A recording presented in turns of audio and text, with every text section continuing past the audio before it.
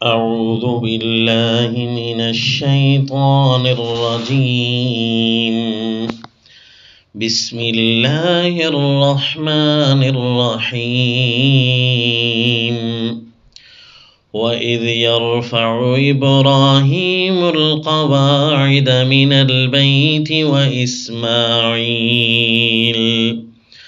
ربنا تقبل منا إنك أنت السميع العليم ربنا واجعلنا مسلمين لك ومن ذريتنا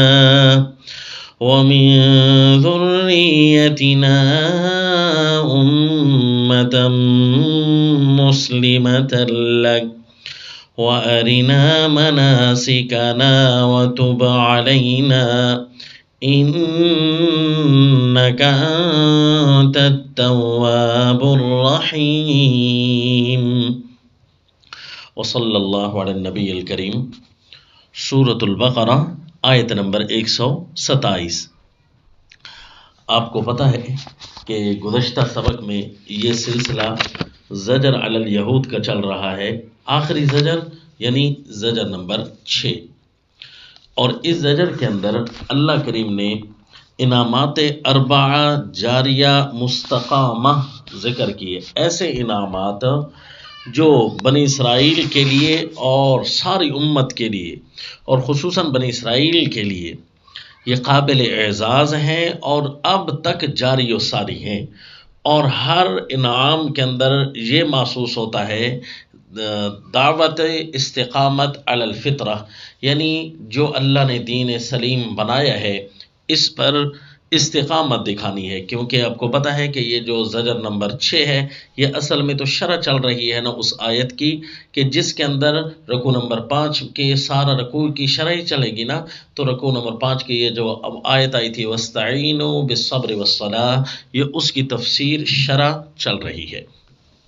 تو اب یہ انعامات اربع کا ذکر ہے. 3 ہم پڑھ چکے، یہ چوتھا ہے. وَإِذْ يَرْفَعُ إِبْرَاهِيمُ الْقَوَاعِدَ مِنَ الْبَيْتِ. اور یاد کرو وہ وقت جب اٹھا رہے تھے ابراہیم علیہ السلام بنیادیں من البیت بیت اللہ کی یعنی خانہ کعبہ، و اسماعیل اور اسماعیل علیہ السلام. اور اس کے اندر اب ادعیہ ثلاثہ ابراہیمیہ بھی ہیں اور آداب بھی ہیں کہ کسی بڑے انعام کو طلب کرتے ہوئے سب سے پہلے اپنی استقامت علی الفطرہ دکھائی جائے. یہ ایک طریقہ ہے اپنے اللہ کو راضی کرنے کا. ورنہ اللہ تعالیٰ سے جب بندہ دعائیں کرتا بھی ہے نا تو سب سے پہلے اعتراض یہی لگتا ہے کہ تو ہمارا ہے تو نہیں. الگ بات ہے کہ اللہ کریم اپنے فضل و انعام سے کچھ نہ کچھ دعائیں قبول کر دیں، ورنہ تو اللہ ناراض رہتے ہیں ان سے جو اللہ کے ہیں ہی نہیں. جو اللہ کے ہوتے ہیں نا دعائیں بھی انہی کی قبول ہوتی ہیں. بہرحال اگر کسی اور کی قبول ہوتی ہیں تو یہ اللہ کی طرف سے فری میں انعام اور اعزاز ہو رہا ہوتا ہے یا اتمام حجت ہو رہی ہوتی ہے.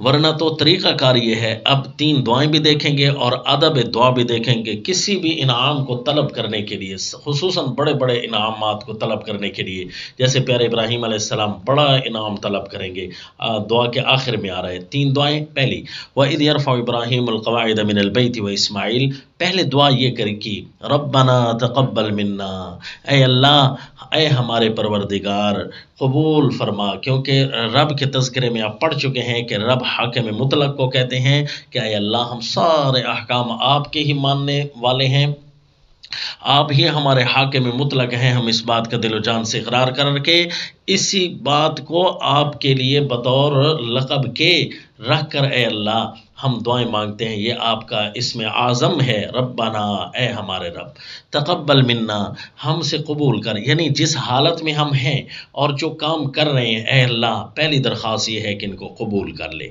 یعنی دعا مانگنے کے جو طریقہ کار ہیں وہ یہ ہیں کہ اپنے نیک اعمال بھی بتائے جائیں کہ اے اللہ میں یہ اللہ کو بتانے کے مطلب یہ نہیں کہ اللہ کو پتہ نہیں ہوگا، نہیں، اپنی استقامت کی دہرائی ہو رہی ہوگی. اے اللہ میں آئندہ بھی اسی طرح رہوں گا، اب جتنے میں نیک کام کر رہا ہوں ان کو تو قبول فرما. کیونکہ میرا نظریہ ہے انکا، کیونکہ تو ہی تو السمیع سارے ہماری باتوں کو سننے والا ہے، پردوں کے اوٹوں سے، دور دراز سے، بغیر اسباب کے، العلیم اور ہمارے احوال کو جاننے والا ہے، ہر حال میں، ہر قال میں، ہر جگہ سے۔ ہمارا نظریہ ہے ربنا وجعلنا، اب یہ دوسری دعا ہے، اور طریقہ کار کیا ہے دعا مانگنے کا بڑے انعام کو حاصل کرنے کے لیے؟ یہ ایک اور طریقہ ہے کہ اب آئندہ کے لیے اسی فطرت سلیمہ پر استقامت کرنے کے لیے دعا مانگی جائے، ربنا وجعلنا مسلمین، اے ہمارے رب، اور یہ بھی ہم مانگتے ہیں۔ یہ علماء کرام یا عربی دان جانتے ہوں گے کہ ندا اور منادہ کے درمیان واو نہیں ہوتی، لیکن ربنا تقبل منا پہلی دعا تھی نا، اور سے یہ ہم جس طرح مانگتے ہیں اے ہمارے رب، اور یہ بھی ہم مانگتے ہیں اے ہمارے رب، اور یہ بھی ہم مانگتے ہیں، تو اصل جو ہے منادہ اس کے بعد اس سے پہلے واو نہیں ہے، یہ ساری دعاؤں کا عطف ڈالا جا رہا ہے، اس لیے یہاں واو ہے۔ وجعلنا مسلمین لکا، اے ہمارے رب، اور ہمیں تو بنا حکم بردار اپنے لیے، دیکھا کیونکہ شرح چل رہی ہے نا اسی آیت کی کہ اے لوگو وستعینوا بالصبر والصلاۃ، ڈٹ کر دکھاؤ اپنے دین پر۔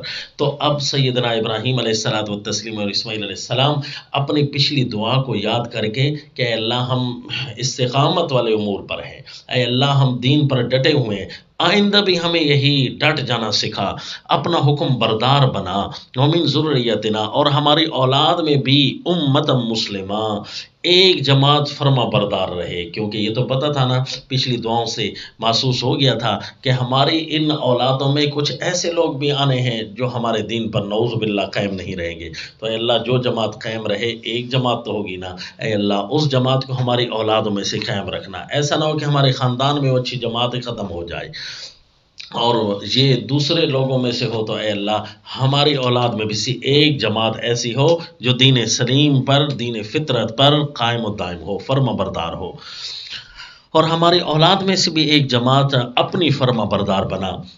اچھا، اللہ کے احکام کا فرما بردار بننے کے لیے ضروری ہے کہ اللہ کے بتائے ہوئے حکموں پر چلا جائے، نہ کہ بدعات اور طور طریقے ایجاد کیے جائیں، اس لیے اگلے ادب کو پھر مانگا، اگلا ادب پھر ارشاد فرمایا وَأَرِنَا مَنَاسِكَنَا، اے اللہ بتلا ہم کو ہمارے احکام جس سے ہم تیرے فرما بردار رہیں، کہ کیسے فرما بردار رہنا ہے، اے اللہ ہم ایجاد تو کرنے والے نہیں احکام کی، اے اللہ آپ ہی ہمیں احکام سکھائیں گے کہ کیسے فرما بردار رہنا ہے۔ مناسک عمومی احکام کو بھی کہہ سکتے ہیں، اور مناسک حج، یعنی جس جگہ پر ہم کھڑے ہیں نا، اے اللہ ہمیں یہاں پر آداب بجا کیسے لانے ہیں، اس گھر کے طور طریقے، قاعدے، قوانین حج کے، اے اللہ وہ بھی ہمیں سمجھا۔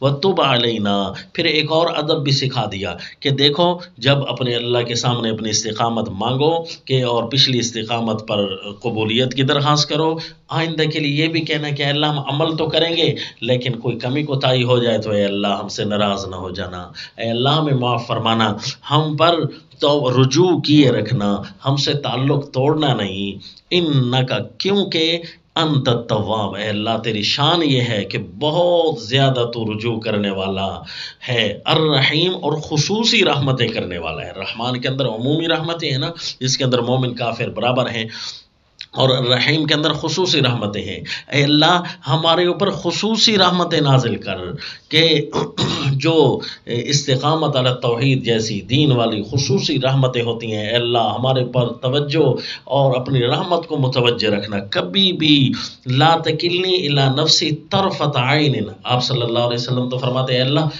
پلک جھپکنے کی مقدار بھی ہمیں اپنی رحمت سے دور نہ رکھنا۔ ربنا وبعث، اب یہ آداب ہوتے ہیں، اب دیکھو نا ادعیہ ثلاثہ بھی اسی انداز کے آئیں جو کہ مضمون سورت چل رہا ہے۔ مضمون کون سا چل رہا ہے جی؟ یہ زجر سادس چل رہا ہے، چھٹا زجر، یہ بھی واستعینوا بالصبر، استقامت کی تشریح چل رہی ہے، تو دعاؤں کے اندر بھی درس استقامت ہے، اور انعامات اربع، یہ چوتھا انعام ہے نا، اس کے اندر بھی استقامت کا پہلو غالب ہے۔ اب جو ہے نا بڑا انعام مانگا جا رہا ہے، اور اس انعام کے اندر بھی دیکھنا ہے اتنا بڑا انعام ہے جو سارا کا سارا محور اس کا دین حنیف ہی ہوگا۔ ربنا وابعث فیہم رسولا منہم، اے ہمارے رب ان کے اندر بھیج ایک عظیم الشان رسول منہم جو انہی میں سے ہو، یعنی میں جو جہاں ہم کھڑے ہیں اے اللہ انہی میں سے بھیج دے، تیرا اعزاز، تیری طرف سے اعزاز ہے اور انعام ہے۔ دیکھو جی کتنا بڑا انعام مانگ لیا پیارے ابراہیم علیہ الصلوۃ والتسلیم نے۔ گویا اللہ کریم بتا رہے ہیں کہ استقامت والوں کو بڑے بڑے انعام ملا کرتے ہیں۔ کتنا بڑا استقامت دکھائی کہ ہم نے بڑا آزمائش کی، بڑا آزمایا فَأَتَمَّهُنَّ، اور پیارے ابراہیم علیہ السلام نے 100% 100/100 نمبر حاصل کیے۔ تو اتنا بڑا انعام مانگ لیا کہ نبی آخر الزمان امام الانبیاء صلی اللہ علیہ وسلم کے بارے میں ہوئی ہوگی نا وہی صحف ابراہیم میں کہ اللہ نے بتایا ہوگا کہ ایک عظیم الشان رسول نے آنا ہے، بلکہ ہر نبی کو اللہ تعالیٰ نے اس کو انعام نبوت دے کر یہ ہر نبی سے اللہ نے وعدہ لیا ہے کہ جب تمہارے اندر ایک عظیم الشان رسول آ جائے لَتُؤْمِنُنَّ بِهِ وَلَا تَنْصُرُنَّ، سورہ آل عمران کے اندر آتا ہے۔ تو تم نے اس پر ایمان بھی لانا ہے۔ جب وہ ہر نبی کو پتہ ہے کہ آخر الزمان ایک نبی آئے گا، اللہ جو آخر الزمان نبی آئے تو یہ ہدی للعالمین کہ جو یونیورسٹی گویا کہ تعمیر ہو رہی ہے، دو نبی اس کو بنا رہے ہیں، تو اے اللہ ان کے اندر جو رحمت للعالمین ہدی للعالمین اس ادارے کے اندر رحمت للعالمین جیسی شخصیت آئے گی، اے اللہ وہ ہم میں سے ہی ہو، انہی میں سے ہو۔ اس کے 4 کام ہوں گے نا۔ حضرت پیارے ابراہیم علیہ الصلوۃ والتسلیم کو پتا تھا کہ اتنی بڑی ہدی للعالمین یونیورسٹی بنائی جا رہی ہے، اتنا بڑا ادارہ بنایا جا رہا ہے جو عالم اسلام کا مذہبی بہت بڑا مذہبی سینٹر، بہت بڑی مسجد بیت اللہ قبلہ اول ہوگا۔ اے اللہ اس کے اندر یہ جو 4 کاموں والا نبی ہے نا وہ انہی میں بھیج۔ وہ 4 کام کون سے ہوں گے جی؟ یتلو علیہم آیاتک، ان پر پڑھے گا تیری آیتیں۔ دیکھو انعامات بھی 4 تھے، رسول اللہ صلی اللہ علیہ وسلم کے کام بھی 4 ہیں۔ یتلو علیہم آیاتک، ان پر پڑھے تیری آیتیں، ویعلمہم الکتاب، اور سکھائے ان کو کتاب جو نازل ہوگی اللہ کی طرف سے، والحکمہ، اور دانائی کی باتیں ان کو اے اللہ سکھائے۔ کتاب کے علاوہ دانائی کی جو باتیں نبی سکھاتے ہیں وہ بھی نبی کی حدیث ہوتی ہے، اللہ ان کو سکھا رہے ہوتے ہیں دانائی۔ اور رسول اللہ صلی اللہ علیہ وسلم پر اس کو کہتے ہیں وحی خفی، یعنی وہ بھی وحی ہوتی ہے، اللہ جو براہ راست سکھا رہے ہوتے ہیں تو وہ دانائی کی باتیں ہوتی ہیں۔ اس کو علم الحدیث کہتے ہیں۔ حدیث یہ قرآن پاک کی اور بھی بے شمار آیتوں سے اس کی حقانیت اور اس کی حجیت ثابت ہے، اور یہاں سے بھی ثابت ہو رہی ہے۔ اے اللہ تلاوت کتاب کرے، تعلیم کتاب کرے، تعلیم حکمت دانائی کی باتیں سکھائے، وَيُزَكِّيهِمْ، اس انداز سے سکھائے کہ پاک کر دیں ان کو، یعنی ان کے اندر کی بیماریاں باہر نکل آئیں، ختم ہو جائیں، صاف ہو جائیں۔ تو یہ 4 کام، یہ 4 فرائض میرے نبی صلی اللہ علیہ وسلم کے ہیں۔ تو امت کو گویا ضمناً درس بھی دے دیا کہ استقامت دکھانی ہے تو انہی 4 کاموں پر۔ دیکھو وَاسْتَعِينُوا بِالصَّبْرِ وَالصَّلَاةِ والی آیت کی شرح ہو رہی ہے نا، تو کوئی پوچھے کہ میں استقامت کیسے کروں تو بتا دیا اپنے نبی کے مشن پر چلنا، یہی 4 کام کرنا۔ تو اس کا مطلب ہے امت پر تلاوت کتاب بھی ضروری ہے، تو یقیناً ضروری ہے، فرض ہے۔ اتنا تو فرض تو یقیناً ہے نا جس سے نماز سیدھی ہو جائے۔ اور یہ یاد رکھنا کہ تلاوت قرآن ہونی چاہیے اور اس کو باقاعدہ سیکھنا چاہیے۔ اس کو جو نبی ان کو پڑھ کر سناتے ہیں تو معلم اول تلاوت کے وہ نبی ہیں۔ الفاظ قرآن بھی سیکھنے چاہیے، ایسے الفاظ نہ ہوں کہ جو عربی قواعد کے خلاف ہوں۔ عربی کے اندر اس کو مخرج کہتے ہیں، مخارج سے ہٹ کر اگر صاد کا، سین کا، ضا کا، ضاد کا، زا کا، ثا کا کیا مخرج ہے، تو ہا کا کیا مخرج ہے، اگر اس مخرج کے علاوہ میں پڑھا کہ جس طرح کسی بھی زبان والا قرآن پڑھ رہا ہوتا ہے تو سمجھ آ رہا ہوتا ہے کہ یہ جی سرائکی والا پڑھ رہا ہے، یہ جی پشتو والا پڑھ رہا ہے، یہ جی انگلش والا پڑھ رہا ہے، کیونکہ اس کا لب و لہجہ بھی نعوذ باللہ اپنی زبان والا ہوتا ہے اور قرآن کو اسی لب و لہجے میں پڑھ رہا ہوتا ہے، تو وہ مخارج سے ہٹ کر ہوتا ہے۔ تو یاد رکھنا وہ پھر غیر عربی بن جائے گا۔ پھر جب عربی بھی نہیں ہے، غیر عربی ہے، تو پھر نماز کیسے ہوگی؟ اس لیے بہت زیادہ ڈرنا چاہیے۔ میرے نبی کے فرائض ہیں تو امت کے فرائض کیوں نہیں ہوں گے؟ لہٰذا تلاوت کتاب کو باقاعدہ سیکھنا ہے، اور صرف یہاں تک محدود نہیں ہونا، زبان تک صرف नहीं हो, बल्कि गले से नीचे भी उतरे कुरान, दिलों के अंदर भी हो, उसका इल्म भी होना चाहिए। जिस तरह के आज की हमारी महफिल है, अल्लाह शरफ़ कबूलियत से माला माल करे, हम गुनाहगारों को अल्लाह ताला मुआफ़ फरमाए, और अल्लाह इसी तरह हर एक को पढ़ने की पढ़ाने की सआदत नसीब फरमाए, तालीम किताब तिलावत किताब पर अमल करे। इसलिए हम तर्जमा के शुरू में हमने वादा किया था कि इब्तिदा में 1-2 आयतें हम तिलावत करेंगे और आप लोग उसको पढ़ेंगे, ताकि तेरा अल्फाज किताब भी सही होने चाहिए। इसलिए हर तर्जमा की क्लास के शुरू में आपको बाकायदा तौर पर 1-2 आयतें पढ़कर सुनाई जाती हैं, और आपने उसको उसी तरह रिपीट करने की कोशिश करनी है, ताकि जो है हम भी अपनी ज़िम्मेदारी से आज़ाद होते जाएं और आप भी अपनी ज़िम्मेदारी को पूरा करते रहें। तालीम किताब ये मेरे नबी का फ़र्ज़ है, तालीम हदीस और हिकमत और दानाई की बातें भी समझाए, ताकि निज़ाम कैसे चले। अगर आप देखते हैं ना कि ये 4 फ़राइज़ हैं, तो प्यारे इब्राहीम अलैहिस्सलाम के ऊपर होने वाले 4 इनामात का जो तज़किरा है, ये उन्हीं पर मुरतब हो रहे हैं। देखो ना, यतलु अलैहिम आयातिका, पहले अल्लाह ताला ने फरमाया कि आपको हम चंद बातों से आजमाएंगे, वो आपने पूरी करनी है, तो ये भी अल्लाह की बातें हैं। और दूसरा इनाम था, वह जअलनल बैत मसाबतल लिन्नासि व अमना, तो इस पर है कि तालीमी किताब, यानी जब सवाब और अमन के जो काम करने हैं वो किताबुल्लाह से ही हासिल होते हैं, इसके अलावा अमन नहीं आने वाला भाई। और वल हिकमा, दानाई की चीज़ें, दानाई के साथ सियासत मुल्किया, निज़ाम मुल्क को चलाना, उसके लिए जी वइज़ क़ाल इब्राहीम रब्बि जअल हादा बलदन आमिना, ये तीसरी थी। अगर मुल्क में अमन होगा और रिज़्क़ के अंदर फरावानी होगी, तो हिकमत और बसीरत से, जब इस्लामी हिकमत और बसीरत से निज़ाम चलेगा तो फिर ठीक होगा। वयुज़क्कीहिम के तज़किरे में प्यारे इब्राहीम अलैहिस्सलाम के चौथे इनाम का तज़किरा है कि इस तरह पाक हो कि अपने अगले पिछले तमाम आमाल अल्लाह के सामने रख कर अल्लाह ताला से इज़्ज़ाज़ और इकराम मांगा जाए, तब जो है दुआओं की कबूलियत भी होती है। गोया 4 चीज़ें ऐसी हैं कि जो 4 इनामात पर मुरतब हो रही हैं, इस नुक्ते को आपने याद रखना है। वयुज़क्कीहिम, अल्लाह इनको पाक भी करे। किस तरह पाक करे? जिस तरह प्यारे इब्राहीम और इस्माईल अलैहिस्सलाम थे कि अंदर बाहर से पाक हैं, जो अमल कर रहे हैं उनको भी अल्लाह के सामने पेश कर रहे हैं कि अल्लाह इनको कबूल फरमा। यानी इस काबिल तो उनके अमाल होने चाहिए ना, ऐसे पाक हों कि अल्लाह के सामने पेश तो किए जा सकें, ऐ अल्लाह इनको कबूल फरमा ले। और आइंदा के लिए भी इतनी पाकीज़गी हो कि अल्लाह के तमाम अहकामात के बंदा पासदार रहे और हुक्म बरदार रहे। तो यूँ तो फरमाया आगे, इन्नका अंतल अज़ीज़ुल हकीम, ऐ अल्लाह तू गालिब है, यानी ये काम कर सकता है।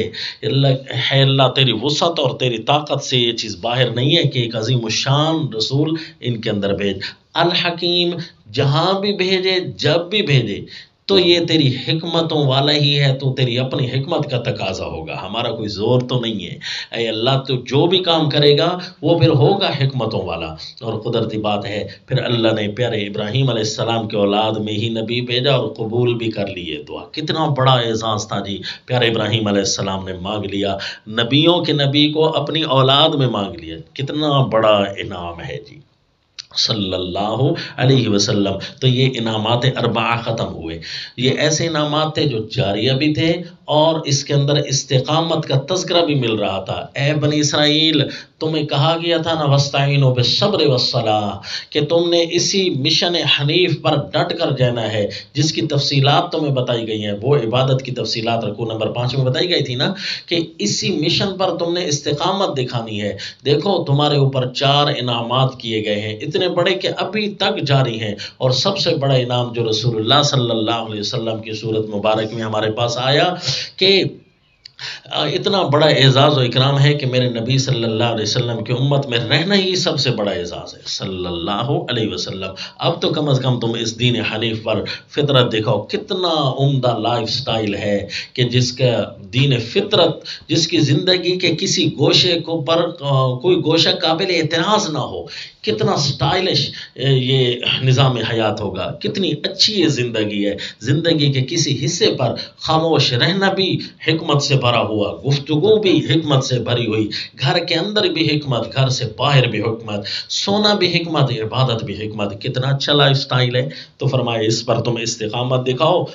ये नबियों का तरीक़ा है, ये नबियों की इस्तिकामत है तुमने मिशन हनीफ पर डट जाना है। और कितनी चीज़ें तुमने अपने अंदर जारी रखनी है? वो 4 चीज़ें। लिहाजा आप भी अभी से नियत करें कि मैं इन 4 चीज़ों को इंशाअल्लाह फैलाऊंगा, नशर करूंगा। तिलावत किताब, तालीम हिकमत यानी हदीस, और वही ज़कीम इस अंदाज से कि मैं उनके अंदर की बीमारियों को बाहर निकालूंगा इंशाअल्लाह, और इनको हर गलती पर तंबीह करूंगा कि ये गलती है, ये दीन हनीफ से चीज़ बाहर है, तुम क्यों कर रहे हो, ये दीन हनीफ के अंदर चीज़ है, लिहाजा इसको करो, तुम इस पर अमल करते रहना। तो लिहाजा आपने भी ये 4 काम करने हैं इस्तिकामत के। इसके बाद जी वमन यरगब अन मिल्लत इब्राहीम से मिल्लत इब्राहीमिया की वसीयत का जिक्र प्यारे इब्राहीम और आपके पोते प्यारे याकूब अलैहिस्सलातु व तस्लीम की तरफ से। वमन यरगब अन मिल्लत इब्राहीम, फरमाए कौन है जो एराज़ करे, फिर जाए प्यारे इब्राहीम अलैहिस्सलाम की मिल्लत से, कौन है जो फिरेगा?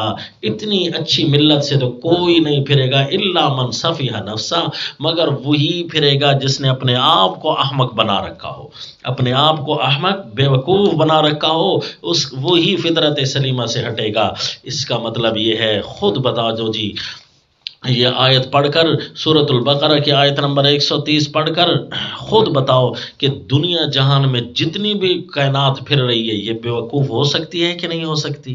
जिसने मिल्लत इब्राहीमिया से एराज़ कर रखा है, हम इनको बड़ा तरक्की याफ्ता समझते हैं, हालांकि कुरान की नज़रों में ये बेवकूफ़ हैं। अगर आप इसकी वेरीफाई करने की कोशिश करें इस हुक्म को कि वाकई जी मैं इसको आजमाऊँ तो सही, दुनिया की हर हुकूमत के अंदर शरअ क्राइम आप ढूंढ कर देख लें, आपको ये आयत जवाब दे देगी कि दुनिया के जितने भी तरक्की याफ्ता जगह हैं, वहाँ उनका कानून ही क्राइम की दुनिया, जराइम की दुनिया से भरा हुआ है। नऊज़ुबिल्लाह। इसका मतलब है उनके बनाया हुआ हर निज़ाम बेवकूफ़ी उसकी बुनियाद है, चाहे उसके ऊपर जितना भी वो पैसे की वजह से अपने लाइफ स्टाइल को खूबसूरत करके दिखाएं, उसके बावजूद भी जो है हकीकत ये है कि ये बेवकूफ़ दुनिया है। और फिर मुसलमान होकर जब वो दीन फितरत से हटेगा तो फिर ये तो फिर डबल बेवकूफ़ नहीं हो जाएगा कि एक तो फितरत को उसने पकड़ कर छोड़ दिया है, एक तो है ना किसी ने ली नहीं है, वो तो बेवकूफ़ है, जिसने पकड़ कर छोड़ लिया है। तो इससे बड़ा बेवकूफ़ कोई नहीं होगा जो दीन फितरत को छोड़ता है। अपनी हैसियत चेक कर लो जी अपने अल्लाह के सामने, जब हम नमाज़ पढ़ते हैं, जब हम अपने अल्लाह से दुआएं कर रहे हैं, अपनी हैसियत हमें फिर समझ आएगी कि मैं बड़े बेवकूफ़ों में से हूँ कि मैंने फितरत सलीमा से तो हटा हुआ हूँ। मेरा चेहरा, मेरे लिबास, मेरे घर, मेरा बार, मेरा कारोबार, ये सब कुछ अगर दीन हनीफ के ताबे है तो फिर तो मैं अपने आप को कहूँ कि मैं अक्लमंद हूँ, वरना तो अपनी हैसियत को समझ लीजिए। वलक़द इस्तफ़ैनाहु फ़िद दुनिया, अल्लाह हम सबको मुआफ़ फरमाए। इसलिए रसूलुल्लाह सल्लल्लाहु अलैहि वसल्लम एक महफिल में बैठे 100 बार से भी ज़्यादा इस्तिग़फ़ार फरमाया करते थे। गोया वो जो गुनाहों से पाक हस्तियाँ हैं वो गोया हमें तरगीब दे रहे हैं कि अपने आप को इतना पाक ना समझ लेना कि जो है कि हम 100% दीन हनीफ पर चलने वाले, कमियाँ कोताहियाँ होती रहेंगी तो मुआफ़ियाँ ज़रूर मांगते रहना अपने अल्लाह से। और सबसे बड़ा काम मुआफ़ी का तरीका ये है कि बंदा सदक़ात करे। ये मेरे नबी ने तरीका सिखाया, सदक़े की कसरत जी करना शुरू कर दे, ताकि सुबह शाम होने वाले जो तकलीफ़ें, बीमारियाँ और हमसे कमियाँ कोताहियाँ हो रही हैं, वहाँ से अल्लाह का गुस्सा ठंडा होता रहता है। हदीस पाक में आया, सदका करने वाला ऐसा है जिस तरह के सदका करता है, जिस तरह पानी आग को बुझा देता है, यूँ समझो अल्लाह के गुस्से को बंदा ठंडा कर लेता है। अल्लाह खुश हो जाते हैं कि मेरे नाम पर, मेरी वजह से गरीबों को दे रहे हैं, इतना तो कम अज़ कम इसके अंदर मेरे नाम की लाज है। वलक़द इस्तफ़ैनाहु फ़िद दुनिया, फरमाया मिल्लत इब्राहीम से एराज़ न करना। वलक़द इस्तफ़ैनाहु फ़िद दुनिया, बेशक हमने उनको मुंतखब किया है। सफ़ा से है ना जी, बड़ा साफ शफाफ करके हमने उनको एक मिशन खूबसूरत करके दिया, हर किस्म के नक़स से पाक। इसको इस्तिफ़ा कहते हैं, सफ़ाई से है ना इस्तिफ़ा कहते हैं, यानी हमने उनको बिल्कुल साफ शफाफ करके हर किस्म के नक़स से, हर किस्म की कमज़ोरी से, हर किस्म के सुक़म से, हर किस्म के ऐब से हमने उनको पाक करके दिया। वलक़द इस्तफ़ैनाहु फ़िद दुनिया, हमने उनको चुन रखा था, क्योंकि मिशन भी चुना हुआ दिया ना, आगे आ रहा है ना, इन्नल्लाह अस्तफ़ा लकुमुद्दीन के अंदर देखना कि हमने प्यारे इब्राहीम अलैहिस्सलाम को मिशन हनीफ देकर چن لیا تھا دنیا میں بھی اور آخرت میں بھی وہی ہوں گے اعلیٰ درجے کے نیکوں میں سے، تو پھر ملت ابراہیمیہ سے ہٹنے والے نہ اس جہان اس کا رہنے کا نہ اگلا جہان اس کے رہنے کا، تو پھر بیوقوفی ہوگا نا جو ملت ابراہیمیہ سے ہٹے گا۔ یہ دیکھو ڈانٹ کا انداز بھی چل رہا ہے نا، میں نے آپ کو کہا تھا یہ زجر نمبر 6 ہے، تو ڈانٹ کا انداز بھی چلتا جائے گا ساتھ ساتھ۔ اذ قال له ربه اسلم، کس وقت اللہ نے ان کو چن لیا تھا؟ وجہ یہ تھی کہ انہوں نے اپنے آپ کو خاص کر لیا تھا دین کے لیے۔ جب ان کو فرمایا نا ان کے رب نے کہ اسلم، تو میرا ہر حکم مانے گا، یعنی حکم برداری کر تو، قال اسلم، تو فرمایا میں حکم بردار ہوں لرب العالمین، رب العالمین کا، سارے جہان والوں کا جو اکیلا حاکم ہے میں اس کا حکم بردار ہوں، میں اس کے علاوہ کر ہی کیا سکتا ہوں؟ اس کے علاوہ تو ہمیں اقرار ہی کسی چیز کا نہیں کرنا چاہیے کہ اپنے اللہ کے حکم برداری کے علاوہ۔ دیکھو جی رب کی معنی کیا تھا، اور عبادت کا معنی جو آیت نمبر 21 میں آپ کے سبق میں پڑھا چکا، یہ ہے کہ ہر حکم پورا کرنا، صرف چند مذہبی پریکٹس اور عبادات کا نام ہی دین نہیں ہے، ہر حکم ماننا یہ عبادت ہے اور یہی دین ہے۔ تو پیارے ابراہیم علیہ السلام کو اسی وجہ سے تو اللہ نے چن لیا، لہذا تم بھی اسی پر استقامت دکھاؤ، وَاسْتَعِينُوا بِالصَّبْرِ وَالصَّلَاةِ وَوَصَّىٰ بِهَا إِبْرَاهِيمُ بَنِيهِ وَيَعْقُوبَ، اور اسی ملت کی ابراہیم علیہ السلام نے اپنے بیٹوں کو وصیت کی، اور ویعقوب اور یعقوب علیہ السلام نے بھی اپنے اسی مشن کی وصیت کی۔ پیارے اسحاق اور پیارے اسماعیل علیہ السلام تو براہ راست بیٹے ہیں نا جی، اور پوتے ہیں حضرت یعقوب علیہ السلام، اسی کی وصیت اپنے بیٹوں اور پوتوں کو کرتے گئے پیارے ابراہیم علیہ الصلوۃ والتسلیم۔ اور کیا فرماتے تھے حضرت یعقوب علیہ السلام بھی اپنے بیٹوں کو فرما رہے ہیں، یا بنیا، اے میرے بیٹوں، ان اللہ اصطفیٰ لکم الدین، بے شک اللہ نے چن کر دیا ہے تم کو دین۔ یہ جو دین تمہارے پاس آیا نا، یہ صاف شفاف چن کر جو چیز دی جاتی ہے نا، اس کا مطلب ہے اس کے اندر کسی قسم کی کوئی لغزش، کمزوری، غلطی نہیں ہوگی۔ اس کے قانون، اس کے بیان، اس کے عبادات، اس کی کتاب میں کسی قسم کی کوئی سکون کوئی نہیں تلاش کر سکے گا۔ بڑا پیارا نظام حیات ہے، بڑا عمدہ لائف سٹائل ہے۔ اے میرے بیٹوں، فلا تموتن الا وانتم مسلمون، ہرگز تم نہ مرنا مگر اسی حالت میں کہ تم مسلمان ہو، یعنی تمہاری اسلام پر ہی موت آنی چاہیے۔ اس کے علاوہ تو یوں سمجھیے تمہاری زندگی اور موت کا کوئی پہلو ایسا نہ ہو جو اسلام کے خلاف گزرے۔ کیا تم موجود تھے؟ یہ جو ملت ابراہیمیہ سے اعراض کرنے والے یہود و نصارہ ہیں نا، رسول اللہ صلی اللہ علیہ وسلم کے مشن کے دشمن، ان کو کہا جا رہا ہے کہ یہ وصیت تو ہم بتا رہے ہیں، یا بتاؤ کیا تم موجود تھے؟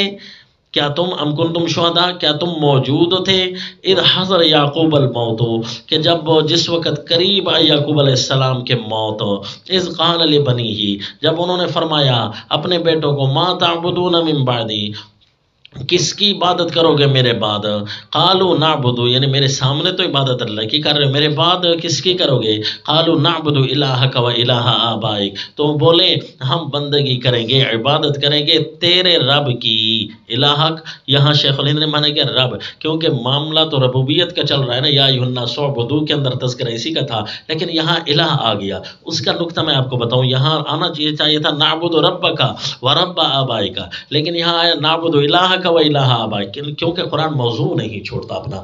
موضوع یہ چل رہا ہے نا، اس آیت کی شرح چل رہی ہے، وَاسْتَعِينُوا بِالصَّبْرِ وَالصَّلَاةِ، اور اس کے اندر نماز کا بھی ذکر ہے نا، تو الوہیت کا تذکرہ یہ عبادات کے ساتھ ہوتا ہے، بدنی، مالی، جانی عبادات، پکار، یہ ہم ایک اللہ کی کریں گے، اور خصوصاً نماز یعنی یومیہ جو عبادات ہوتی ہیں وہ ہم اللہ کی کریں گے۔ لفظ الوہیت کے اندر یہ ذائقہ آ رہا ہے۔ اگر ہوتا نا نعبد ربک، اس کا معنی یہ ہوگا کہ ہم نظام بھی سارا کا سارا اپنے اللہ کے تابع کریں گے، اور اس کا تذکرہ چونکہ پیچھے ہو چکا تھا نا ملت ابراہیمیہ کے اندر، اسلم قال اسلمت لرب العالمین کے اندر، اب رہے عبادت واستعینوا بالصبر والصلاۃ، صلاح کی بھی شرح کرنی تھی نا نماز کی، تو اس لیے یہاں الفاظ الہ کے آئے، نعبد الہک و الہ، پکار کریں گے، عبادت کریں گے، بندگی کریں گے، جانی، مالی اور لسانی، ہر قسم کی تیرے الہ کی، اور تیرے آبا کے الہ کی۔ تیرے آبا کون ہیں؟ پیارے یعقوب علیہ السلام کے والد اور ان کے دادا حضرت اسماعیل، ان کے والد تھے حضرت اسحاق علیہ السلام، اور ان کے دادا تھے حضرت ابراہیم علیہ السلام۔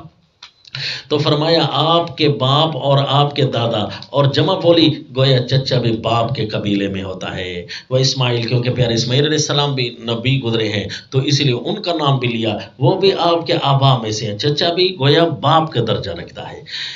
الہ کا و الہ آبائی کا ابراہیم و اسماعیل و اسحاق الہم واحدہ، جو ایک ہی معبود ہے، اس کے علاوہ ہے ہی کوئی نہیں، ونحن لہ مسلمون، اور ہم اسی کے ہی فرما بردار ہیں، یعنی استقامت ہماری پکی ہے اسی بات پر، اور ہم اسی پر ہی پکا رہیں گے۔ دیکھو نا، شرع بھی اسی کی چل رہی ہے، تلک امتن، اب اللہ فرماتے ہیں تلک امتن قد خلت، یہ بھی ایک جماعت تھی جو گزر چکی، لہا ما کسبت ولکم ما کسبتم، ہم نے تو ان کے تذکرے تمہیں سنائے نا، وہ ان کے فائدے میں وہی سارا کچھ تھا جو وہ کما گئے، ولکم، اور تمہارے فائدے میں اب وہی کچھ ہوگا جو تم کماؤ گے، لہذا ان کا صرف نام ہی نہ چلاؤ بلکہ ان کے کام پر بھی عمل کرو، ان کی کمائی کو بھی دیکھو کہ کس قسم کی کمائی تھی، کیسی استقامت تھی، ولا تسألون عما كانوا يعملون، اور تم سے پوچھ نہیں ہوگی ان کے کاموں کی، یعنی تم سے یہ پوچھا نہیں جائے گا کہ تمہارے بڑے اچھے کام کرتے تھے لہذا تمہیں ہم چھوڑ دیں، نہ جی نہ، تم سے یہ نہیں پوچھا جائے گا، جس طرح ان کے اگر کوئی تمہارے آباء و اجداد میں ایسا کوئی گزرا ہے جس سے کمی کوتاہیاں ہو گئی تو کمی کوتاہیاں جس طرح تم سے نہیں نہ پوچھی جائیں گی، ان کے اپنے ہیں کام، تم بھی خود بھی کہو گے جی ان کے اپنے کام ہیں جی ان سے پوچھو، اسی طرح تمہارے اچھے آباء و اجداد میں سے جو گزر گئے ہیں نا، تو صرف ان کا نام لینا کہ ہم جی نبی زادے ہیں، جی ہم بنی اسرائیل ہیں، نبی زادے ہیں، لہذا ہمیں معاف کر دیا جائے گا یا ہم بالکل بخشے بخشائے ہیں، جس طرح یہودیوں کا نظریہ تھا، نحن ابناء اللہ و احباؤ، ہم اللہ کے چہیتے ہیں، ہم اللہ کے محبوب ہیں، فرمایا نہ دینا، تم سے ان کے بارے میں ان کا نام لے کر نہیں پوچھا جائے گا کہ وہ کیا کام کرتے تھے، تمہارے اچھے اگر ہم بڑے اچھے کام کرتے تھے تو لہذا تمہیں بھی چھوڑ دیا جاتا ہے، نہ، بلکہ وہ جو کام کر گئے ان کو فائدہ اس کا ہوگا، جو تم کام کرو گے نا تبھی تمہیں فائدہ ہوگا جو تم ان کے مشن کے مطابق چلو گے۔ تو یہ بڑے خوبصورت انداز میں وصیت ابراہیم و وصیت یعقوب علیہ السلام اور ملت ابراہیم اور دعائے ابراہیم کا بڑے خوبصورت اسلوب کے ساتھ تذکرہ کیا، جس کے اندر استقامت علی الفطرہ پوری کی پوری نظر آئی، اور یہ اس آیت کی شرح ہو گئی ہے وَاسْتَعِینُوا بِالصَّبْرِ وَالصَّلَاةِ، لیکن چونکہ یہ شرح بہت لمبی ہے اس کا تسلسل جاری ہے، انشاءاللہ باقی سبق آئندہ، وما علینا الا البلاغ۔